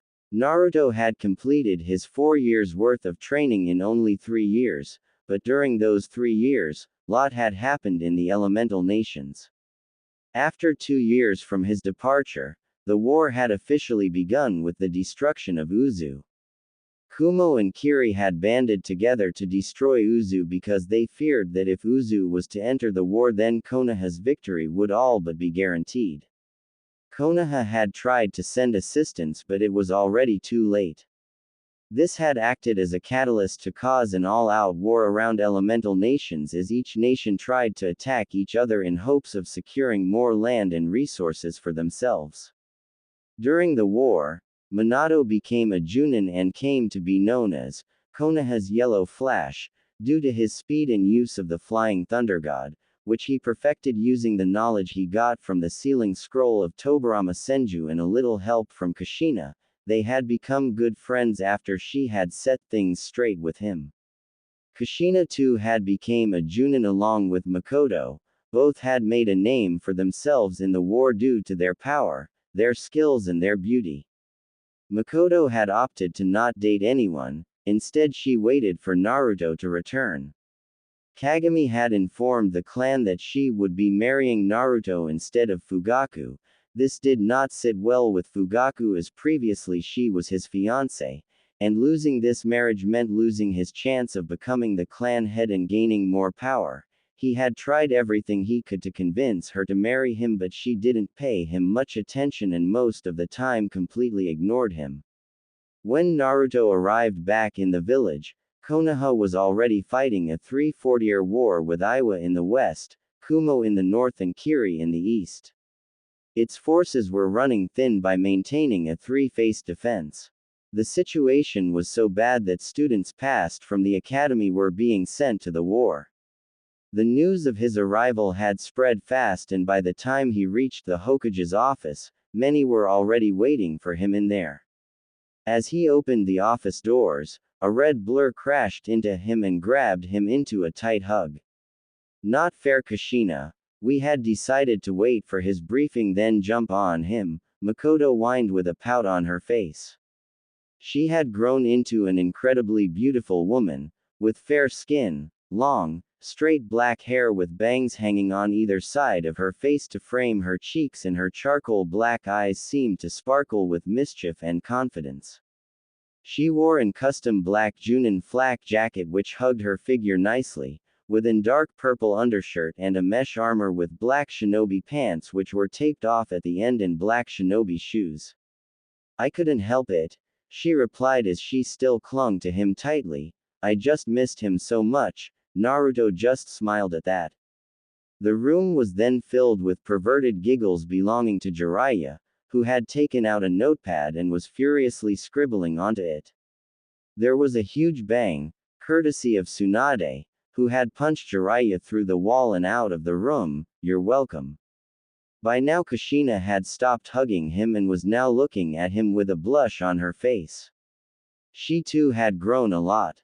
She had a slender, but feminine build, fair skin, violet eyes, waist length, fiery red hair, a common trait among the members of the Uzumaki clan, with strands that framed both sides of her face and the black clip given by Naruto that parted her hair to the left, keeping it out of her eyes. She wore a blue forehead protected with her hair tied up in a high ponytail. Her attire consisted of a standard Konoha flak jacket and a black short-sleeved shirt and black form-fitting pants that reached her calves along with black shinobi sands. He looks much more handsome now, Kushina thought as she kept staring at his face. Naruto too had changed. He had lost all of his baby fat, making his face more chiseled, giving him a square jawline, which, when he reached his prime, would no doubt look even dashing on him. His hair had grown to reach past his shoulder, while there were bangs framing both sides of his face, no doubt, having not cut it for 3 years. His hair had taken more red tint to it, appearing more burgundy than black. His eyes had become more blushish too, the violet in his eyes now even than speckles.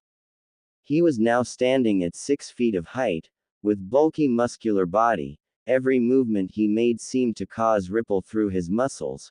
He was currently wearing a white, full-sleeve t-shirt with a short, black sleeveless jacket and black pants which reached his calves. He was currently not wearing any shoes.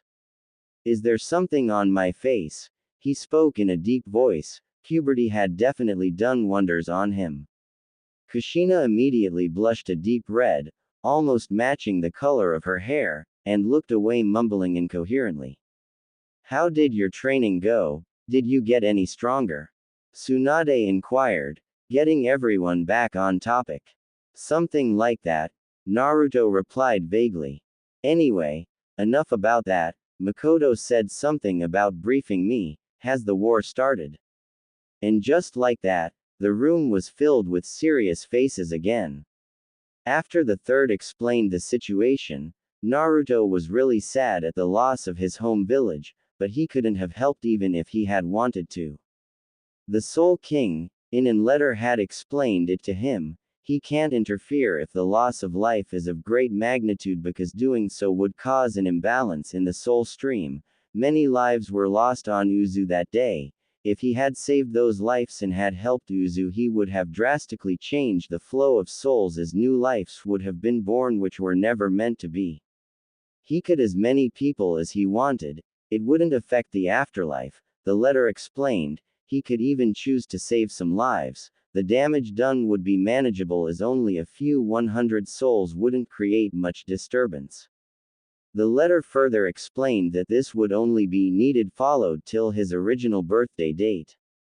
Since he was in the past and his existence here was an anomaly, the stream wouldn't naturally correct its course, but after his old birth date passes the stream will adjust itself and continue as it should. Are you okay, Naruto? Sandaime inquired as he finished his briefing on the ongoing war.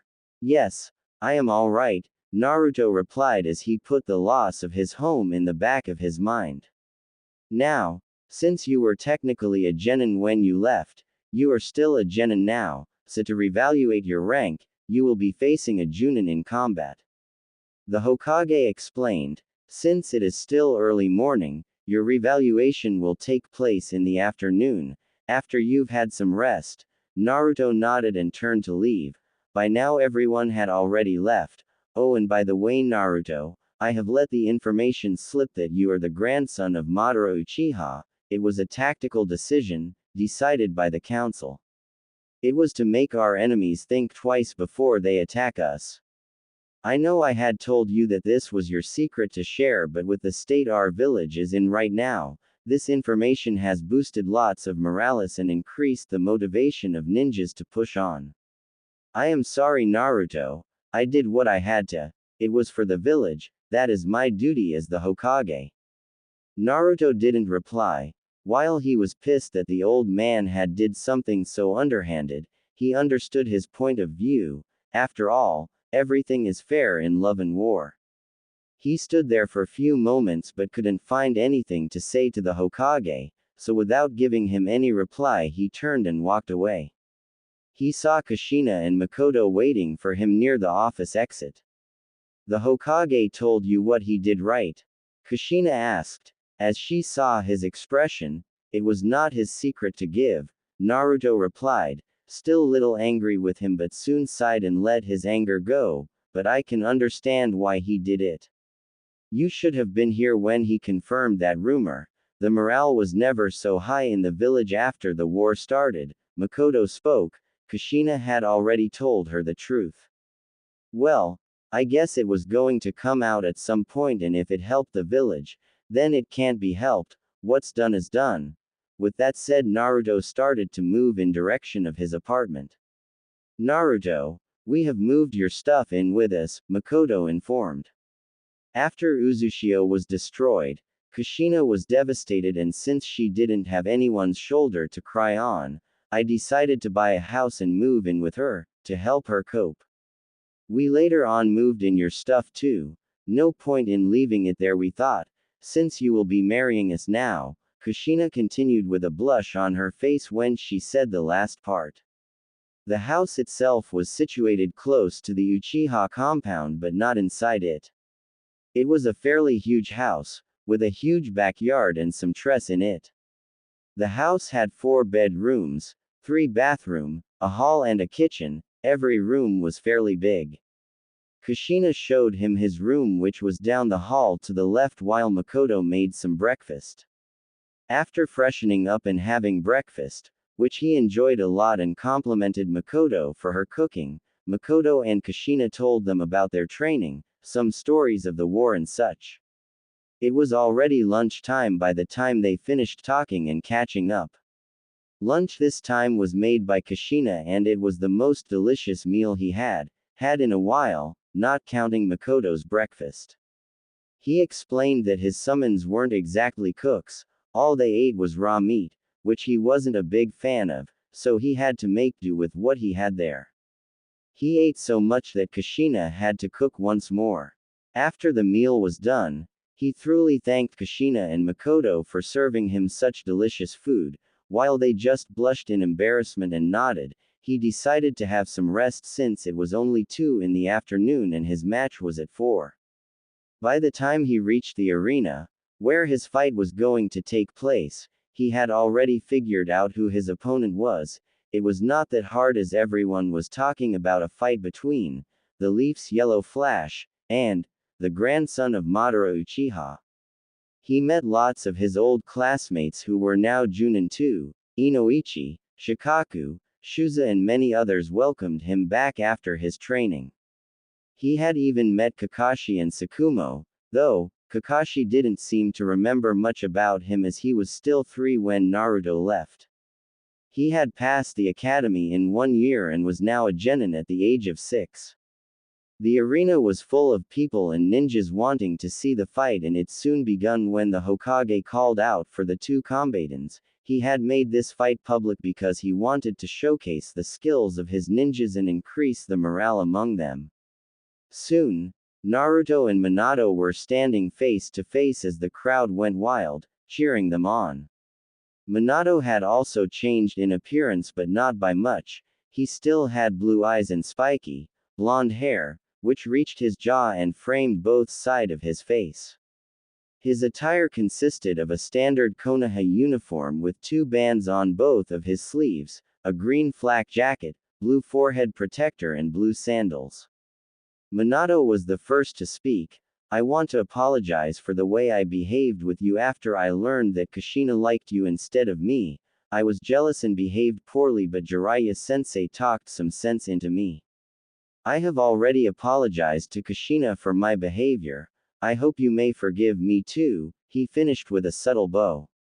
Naruto nodded and accepted his apology. It's alright, I guess it's all water under bridge. Thank you. Kushina is very lucky to have you. On the contrary, I am lucky to have a girl like Kushina. While their conversation was going on, the Hokage had already explained the rules of the match, which were pretty much same as that of a spar. No death blows, no crippling strikes, etc., and now he was standing between us. Start. With that, Hokage moved back. None of them moved an inch, both just kept looking at one another with a serious face. Minato was first to make the move by throwing kunais and shurikens at Naruto, who just dashed at him while dodging the projectiles. As they met, they quickly engaged in a taijutsu battle, both avoiding each other's strike while trying to get a hit in. They are almost evenly matched, Mikoto remarked as she watched the fight, but soon Minato was gaining an upper hand as he started increasing his speed. Why isn't he using his Sharingan?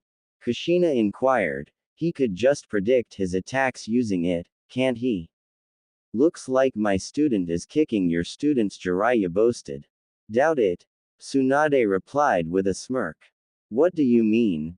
Kushina asked as she looked at Tsunade. They were all sitting in the cage booth with the Hokage. You haven't noticed it? She asked, looking at Mikoto, who had just turned on her Sharingan to watch the fight.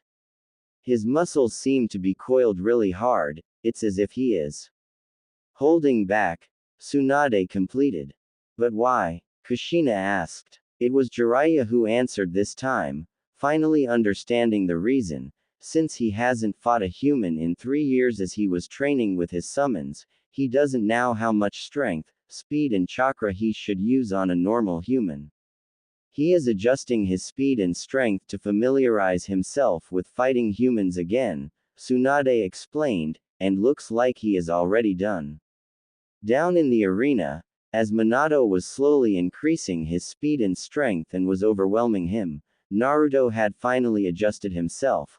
With a smirk on his face, Naruto suddenly increased his speed and smashed his fist into Minato's chest, who looked surprised at the sudden increase in speed. There was a loud cracking sound, similar to bones breaking, as Minato was launched into the walls of the arena with neck-breaking speed. Still too much strength, Naruto muttered as he stared at his fist. Everyone looked in shocked silence as Naruto had seemingly defeated Minato in a single punch. Did he him? Kushina asked in concern. I heard sound of bones breaking. Tsunade smirked and motioned her to look at the place where Minato was smashed. As the smoke cleared, in Minato's place was a wooden log which was completely smashed to dust. That could have me, Minato snapped, appearing many feet away from Naruto. I know, I am sorry, I am still adjusting, Naruto replied with a sheepish smile. I noticed, Minato replied, looking back at the pulverized wood. I think it would be better if I don't engage you in hand-to-hand. After all, your teacher was Tsunade, and after seeing your strength, I don't really want to be hit by it. He jumped back and started performing hand signs, wind style, great air cannon. A huge ball of wind about the size of a human was expelled from Minato's mouth. Naruto countered using a single hand seal. Fire style. Fireball jutsu, a fireball 5 times the size of Minato's technique, was spat out by Naruto. It completely engulfed the wind technique and crashed on the ground where Minato was just standing, cratering it. The entire arena was silent again as they watched the smoke settle near the crater. There was another wooden log. Are you really trying to me? Minato screamed. He had used another body replacement technique to get out of there. Looks like I'll have to seal more of my chakra, Naruto replied, as he made some hand seals and slapped his hand on his stomach and gave a twist. Now, let's try this one more time. Fire style. Fireball jutsu. This time the fireball was relatively small, but still bigger than average. Water style. Great water cannon jutsu, Minato countered. The area was filled with steam as the fire and water cancelled each other out. Two clones of Minato rushed out from the steam towards Naruto and engaged him in taijutsu to distract him while the original Minato was making a long series of hand seals with lightning-fast speed. It took Naruto only few seconds to dispel the clones, but that was all the time Minato needed to complete his jutsu. Lightning release. Thunderbolt. Minato thrust both his hands forward and a huge bolt of lightning was shot out from it in the direction of Naruto. Naruto had already sensed the buildup of chakra within Minato, so he was already prepared for it.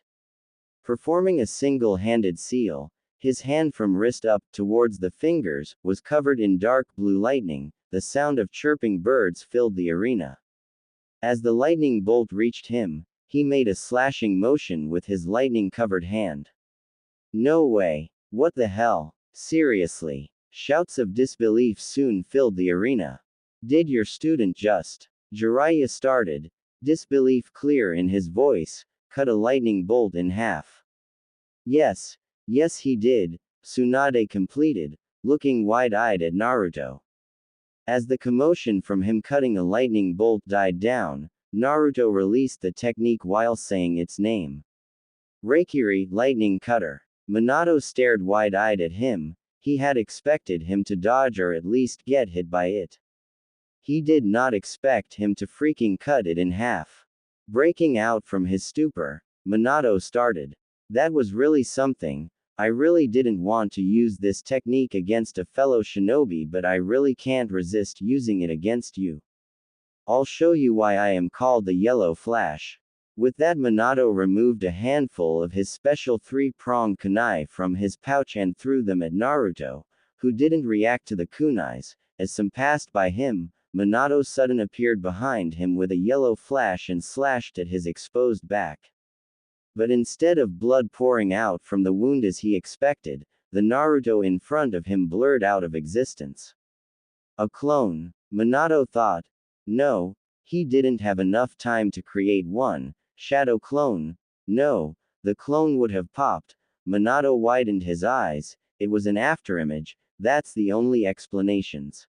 That was the Hiraishin no Jutsu, the Flying Thunder God technique, Naruto started, who was now standing several feet away from him. Minato looked in his direction as Naruto continued speaking. It was created by Tobirama Senju, the second Hokage. Using this technique allows the user to immediately teleport to a seal marker with its formula on it. It will work against almost any opponent, but it won't work against me. It has some weaknesses which I won't disclose for obvious reasons, but I will reveal how one can counter it, Naruto explained. Everyone looked shocked that he was going to disclose a way to counter a technique which made Minato who he was today, the Yellow Flash of Konoha. I will explain to all of you how I countered it. It's quite easy really, Naruto exclaimed. The key is speed and chakra sensing. Naruto begun. All you have to do is sense the chakra from the seal where he is teleporting to and move away in time. That's what I did anyway. Naruto explained with a smile on his face, while everyone in the area just had an anime-style sweat drop on their heads. Everyone already knew that. Minato shouted. He almost had an heart attack when Naruto said that he was going to tell everyone a way to counter his most prized technique. That's the way to counter almost all the techniques. React and move away from it. You were only able to do it because you are so freakishly skilled in sensing. No one can sense that minuscule amount of chakra flicker. much less have enough time to move away from it, but you somehow did it, Minato ranted. Naruto meanwhile decided to pull a Kakashi on him by acting aloof and staring at the wall. As soon as Minato finished his rant, Naruto looked over him with unfocused eyes, then blinked several times before asking, "Huh? Did you say something?" Minato had completely lost his cool by now and was screaming obscenities at him. "He certainly knows how to get under your skin," Jiraiya commented. He kept staring while his pupil made a fool of himself. "He certainly does, doesn't he?" By now Minato had finished his screaming and was now breathing heavily. "Anyway, where was I?" Naruto started, completely ignoring Minato again. "Oh yeah, the Hiraishin. I can do that too. It's not that difficult really." With that said, there was a crimson flash and Naruto appeared in front of Minato with his hand over his heart. See. After the revaluation match was over, Naruto, Minato and everyone else moved to the Hokage office so that he could discuss the finalization of a rank. "So, what do you think?" the Hokage asked his students. "Since he is my student, my opinion may sound biased, but I believe that he should be given the Junin rank," Tsunade presented her opinion. "I agree." Naruto stiffened, while everyone looked behind to see Orochimaru standing near the entrance. It would be an insult to his skills, strength and talent if he isn't at least given the Junin rank. After all, he did defeat the Yellow Flash in a one-on-one combat, Orochimaru explained. "Orochimaru, you are back from the mission," Jiraiya exclaimed while introducing him to everyone present in the room, but he was ignored as Orochimaru continued, "Plus you didn't even use your Sharingan. I believe you do have the Sharingan, yes?" It was a revaluation match and both of us were holding back immensely, and I tend to not use my Sharingan until it's absolutely necessary, Naruto explained while keeping a emotionless face. "I wonder, who can force you into using it? I definitely would like to see you using your Sharingan," Orochimaru spoke in a way that creeped everyone out. "Well, it definitely wouldn't be you. You are hardly worthy enough to see it," Naruto spoke in a demeaning way. "Naruto," Tsunade exclaimed, "that was very rude of you. Apologize." Naruto merely turned his face away, facing the Hokage, who too was shocked by Naruto's behavior. "I am sorry for my student's behavior." Tsunade apologized when she realized Naruto wasn't going to. "I don't know what's gotten into him." "It's okay. I am not offended at all," Orochimaru replied, still staring at Naruto's back. "I'll come back later to give you the mission report." The last part was directed at the Hokage, after which he left the room. "Naruto, what was that about? You are hardly so rude to anyone and you have only met him once," Tsunade asked, still angry about her student's behavior. "That's not true," Naruto replied. "I had met him during my academy exam. When I was completing the second phase, he had instantly put me on edge and I didn't understand why." He paused, "But I do now. He spells of blood and despair," he continued, "and none of it is his own. Now I may be wrong, but I trust my instincts. If I was you," he said pointing at the Hokage, "I would keep an 24/7 watch on him. I am willing to bet my 10 missions pays that that man has secret hideouts and conducts illegal experiments on human." "That's absurd," Jiraiya yelled. "I know he is a bit creepy, but that's just how he is." He tried to defend his teammate. "There is no way he would do something so despicable." "No need to get so defensive. I was just stating my own opinion," Naruto said, trying to calm him down. "Anyways, what's the verdict on my rank?" he asked the Hokage. "Junin, without a question," he explained. "I have even thought of a student for you." "Hey now," Naruto started, "isn't it too early to give me a team?" he asked. "Nonsense," Hokage exclaimed. "You would be a perfect teacher for him," he boasted. "Come in," he announced. In walked Kakashi and Tsukumo.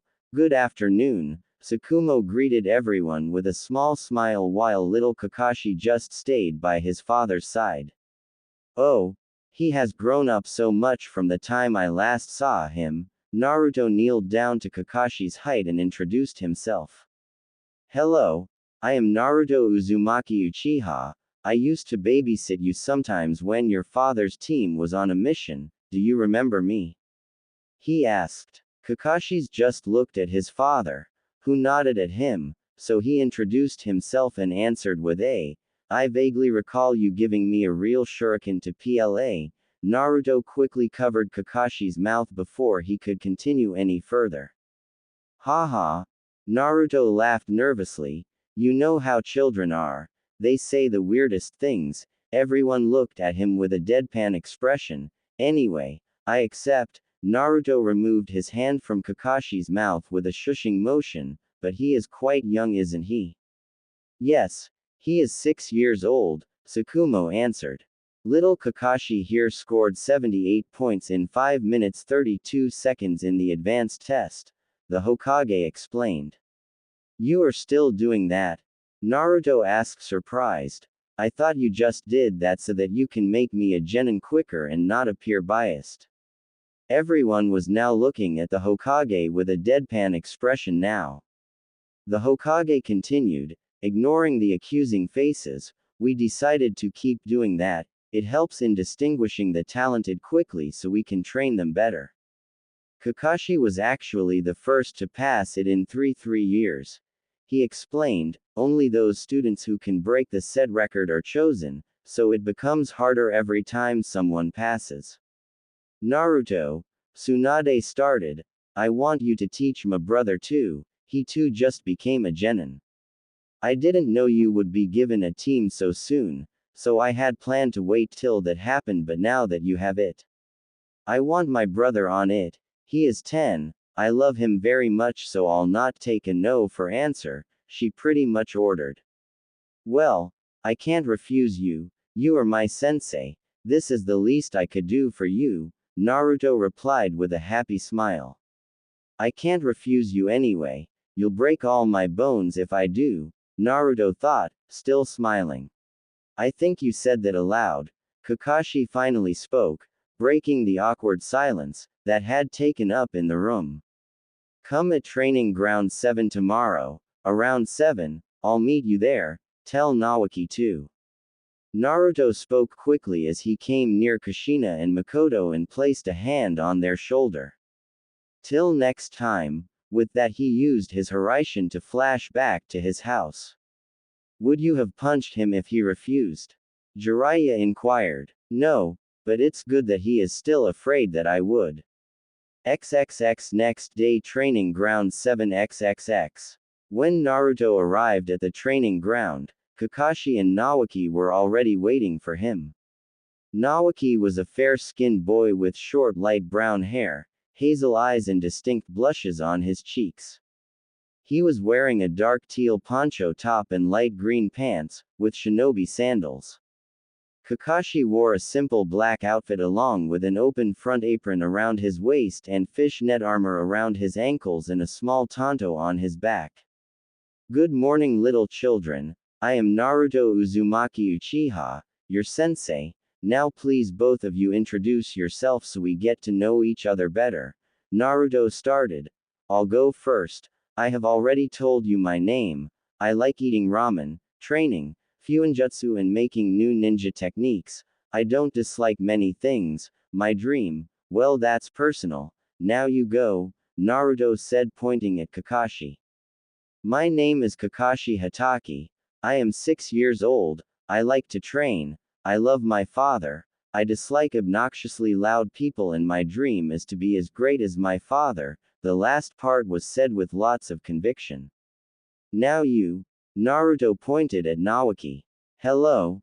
My name is Nawaki Senju. I am 10 years old. I too like to train like all of you. I love my big sister Tsunade. And I love to eat all types of food. My dream is to become the Hokage and protect the village like my grandfather, Hashirama Senju, did. Nawaki shouted the last part, causing Kakashi to wince as he was standing close to him.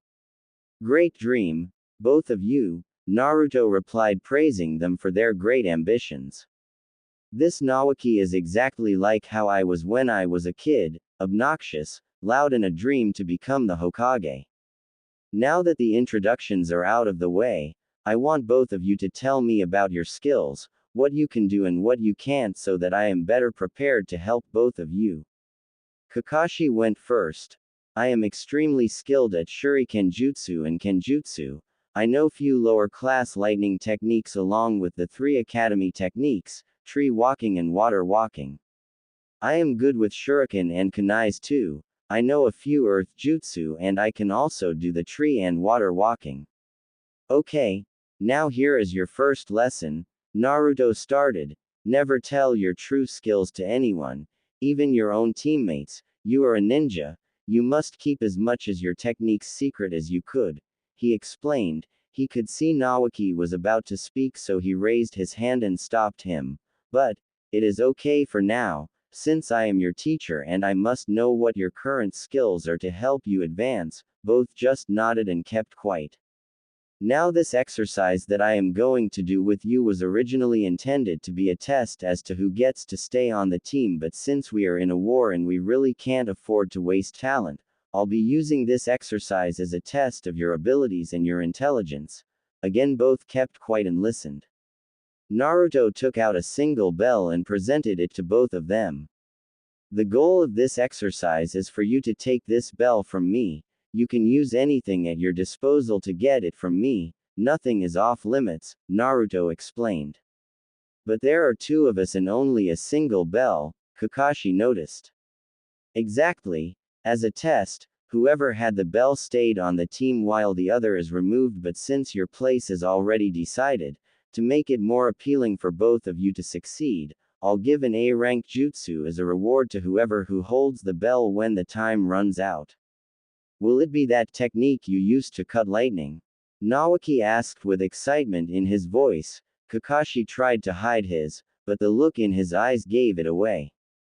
Reikiri. Naruto questioned.